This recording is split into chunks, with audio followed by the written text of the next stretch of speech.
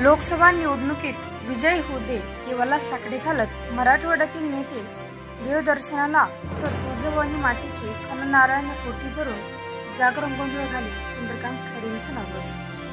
मराठवाडा आणि महाराष्ट्रातील लोकसभेचा अंतिम 5वा टप्पा पार पडला असून तेव्हापासून सगळ्याच राजकीय पक्षाच्या उमेदवार नेत्यांनी देवाचा धावा करायला सुरुवात केली।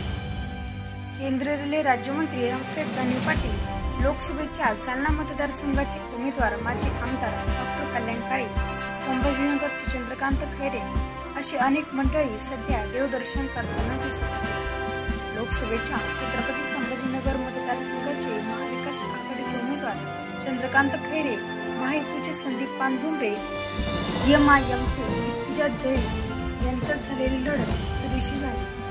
तिन्ही पक्षांनी विजयाचा दावा केलेला आहे, परंतु ईव्हीएम मध्ये मतदारांनी कोणाच्या गळ्यात खासदारकीची माळ घातली हे 4 जूनला निकालानंतर स्पष्ट होणार असून तत्पूर्वी चंद्रकांत खैरे यांनी शिवसेनेच्या पदाधिकाऱ्यांसह तुळजाभवानी मातेचे गुरुवारी दर्शन घेतले। महाराष्ट्रातील महाविकास आघाडीचे सगळीकडे उमेदवार विजयी होऊ दे, तुझी खणनारायणे ओटी भरीन असा संकल्प खैरे यांनी केला।